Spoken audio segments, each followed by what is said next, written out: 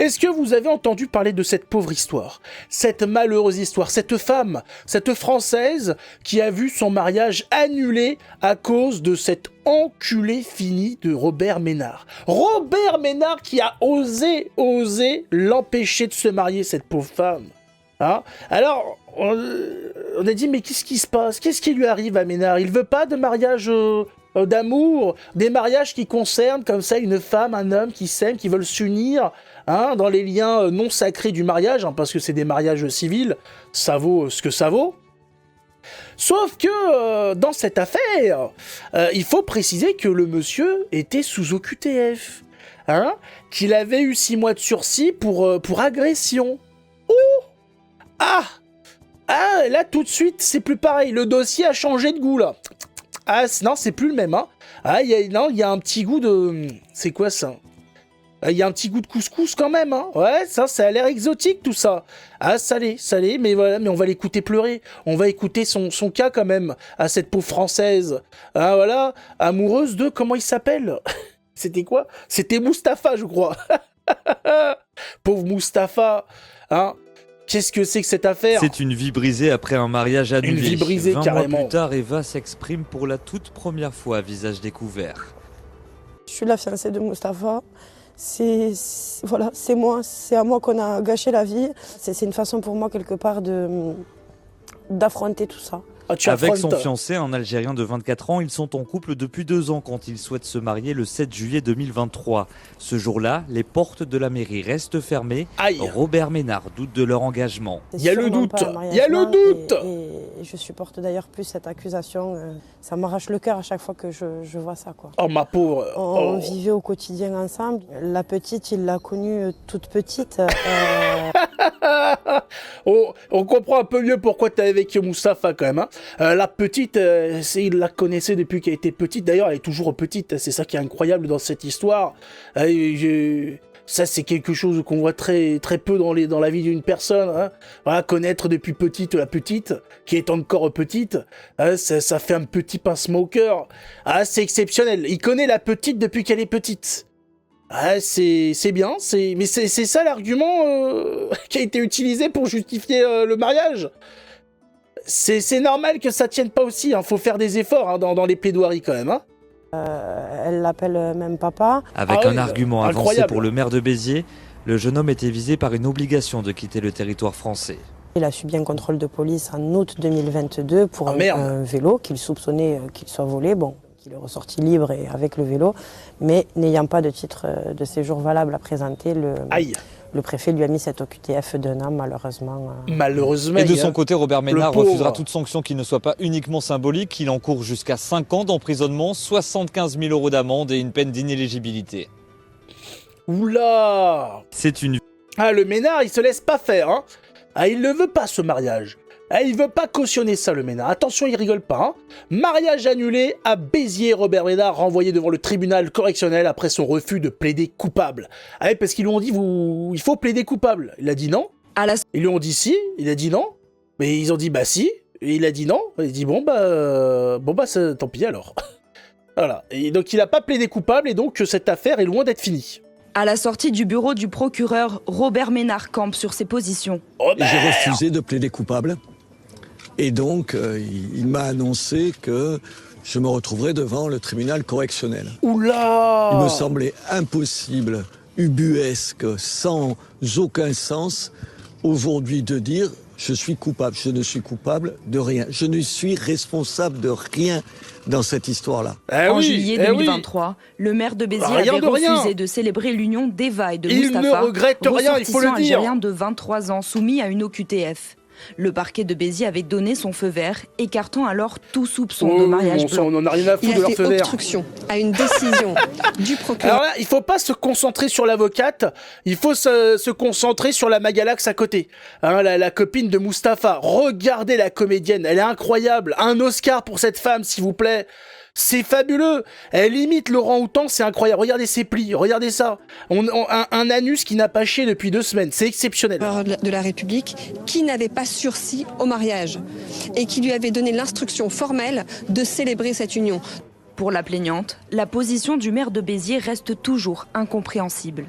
Oui, forcément, ça m'étonne beaucoup qu'on en soit là aujourd'hui. Et je ne sais pas ce que dira la suite, mais je me dis que s'il a refusé la peine, c'est que quand même le parquet a été conscient de ce qui nous a été fait, donc lui a proposé une peine assez conséquente. Donc c'est ce que je retiens aujourd'hui, c'est que la justice, elle fait les choses. Robert Ménard sera renvoyé devant le tribunal correctionnel dans les prochains mois. Une date doit encore être définie. Ouais, la justice fait quand même son travail. Ouais, j'ai confiance en la justice dans mon pays. Ouais, mon Mustapha. Moumou, tu es où, Moumou? Putain, je me frotte la chatte toute seule la nuit. Où est ton zizi algérien? Je t'attends. Mon prince du Sahara. Mon chameau taurine, tu es où, putain? Hein? Ton oasis t'atteint, je t'atteins, tu es où? Hein? J'ai la moule frétillante, Moustouf, je t'atteins, putain! Qu'est-ce que c'est que cette histoire, putain, madame? Y a pas assez de monsieur en France? Y a pas assez de français, c'est ça? Hein? Fallait obligatoirement aller chercher Mustapha? Qu'est-ce que c'est, ça? Qu'est-ce que c'est, ça, madame? Oh là là là là là là, j'espère que cette affaire va bien finir quand même. Hein.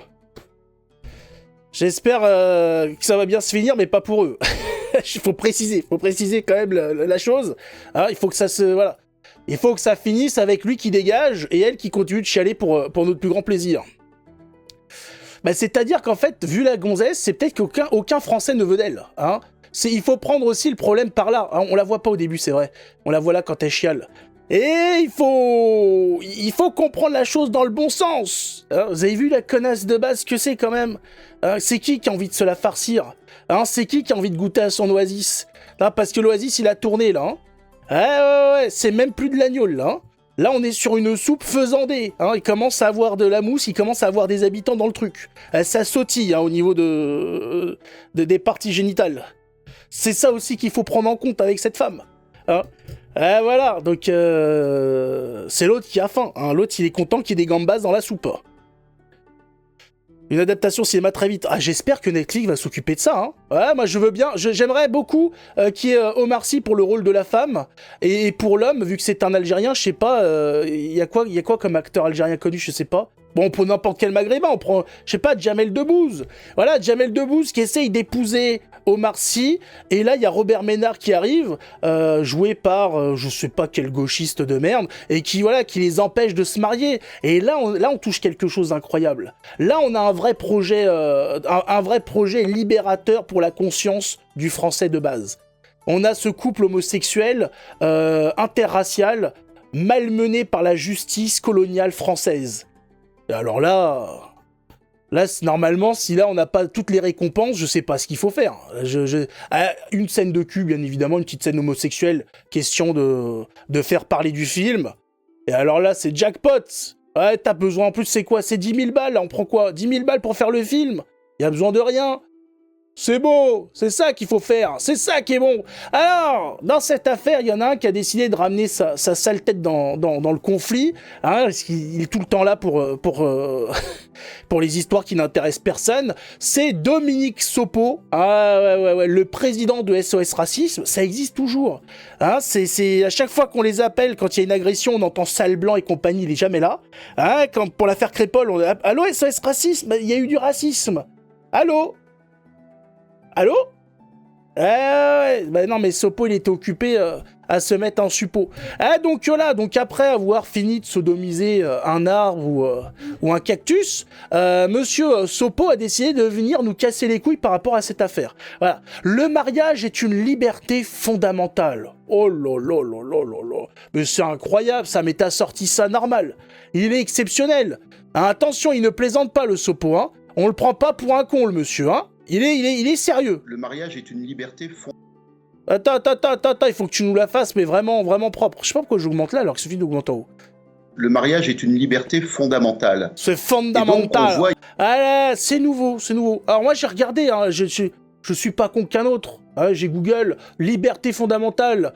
Alors, les libertés et droits fondamentaux sont garantis par la charte des droits et libertés de la personne. Vous avez le droit à la vie, à la sûreté, C'est marrant parce que les droits fondamentaux, sous la 5ème République, on a quand même l'impression de se les mettre au cul. Hein. À l'intégrité et à la liberté. C'est marrant parce que le droit à la vie, c'est-à-dire par exemple le monsieur qui s'est fait tuer devant son gamin de 11 ans, le droit à la vie, il n'y a pas joui totalement. Et il n'a pas pu aller jusqu'au bout. Non, il a eu un petit problème entre-temps. À la sûreté, faudrait demander aux femmes qui se font violer, aux tentatives d'agression tous les jours, aux coups de couteau. Au niveau de la sûreté, est-ce que vous la sentez bien ou pas? Oui, il y a un sentiment de sûreté en France. C'est pas sûr. L'intégrité, on parlera pas de la période Covid où l'intégrité des gens a été un petit peu malmenée. Non, il y a eu quand même un certain vent contraire dans cette affaire. Ça soufflait. Et alors la liberté sous la République communiste. Oui, parlons de la liberté d'expression. Allons-y. La liberté de jouir de son argent. Aller à la banque demander, par exemple, à prendre la moitié de ce qu'il y a sur votre compte. Vous avez goûté à la liberté. De demander la moitié de son argent. Je le précise bien. Aller à la banque pour demander 2000, 3000, 4000 euros qui sont à vous, vous verrez la liberté en France. C'est un petit goût. C'est un petit goût assez plat. C'est très plat au niveau du goût. Ça manque de sel. Ça manque de quelque chose. Donc c'est marrant. Donc voilà. Donc par contre là il faut respecter. Le mariage d'un Algérien sous OQTF condamné de ce que j'ai compris pour agression à 6 mois de sursis pour agression. Là, par contre, attention. Là, on respecte. Là, on fait attention. Pour les autres, on repassera quand même. Le français moyen n'est là que pour se faire cracher dessus. Ce qui n'est pas le cas des Algériens sous OQTF.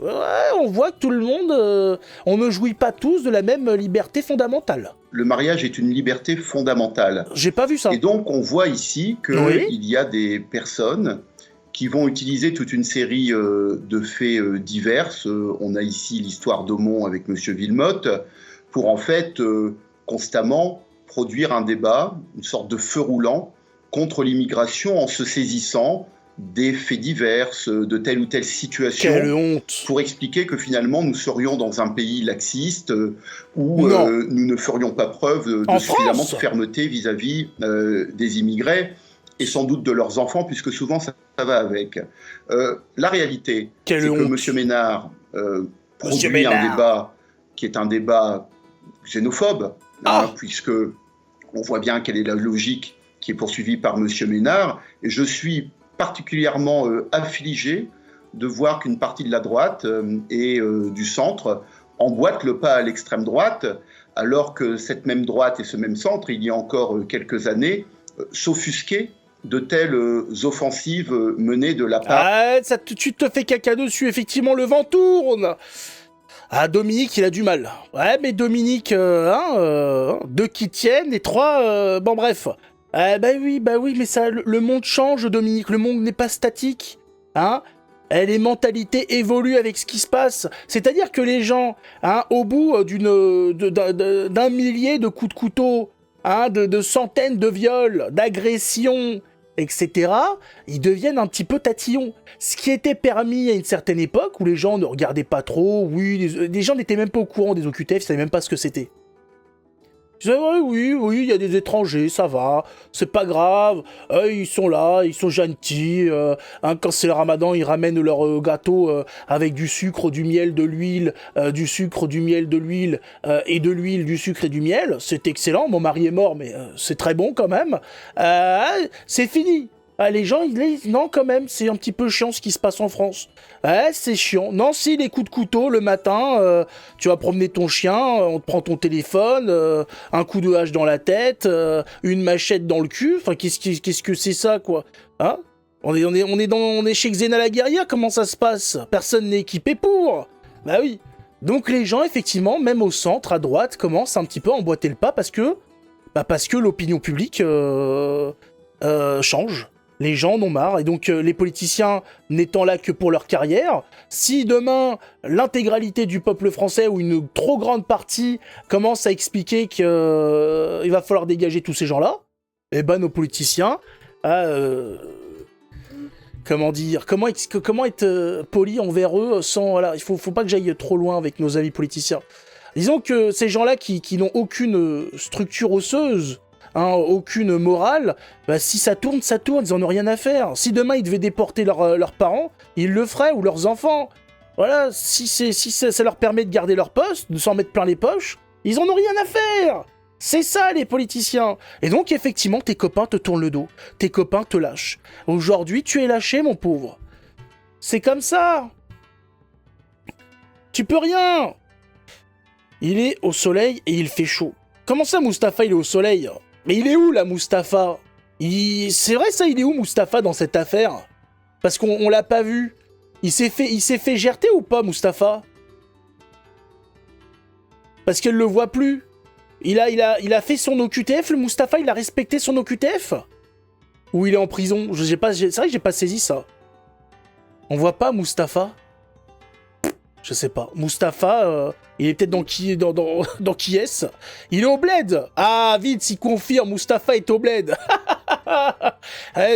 Mustapha, je suis... Il y a 2 chances sur 3 que Mustapha soit avec sa femme du bled, avec sa cousine, hein, en train de profiter de la plage, avec l'argent de l'autre connasse. J'en suis sûr. Arrêtez. Je suis prêt à parier. Je suis prêt à lancer les paris dans cette affaire. Hein, il est marié avec une cousine là-bas, et il veut venir ici pour se faire ses papiers.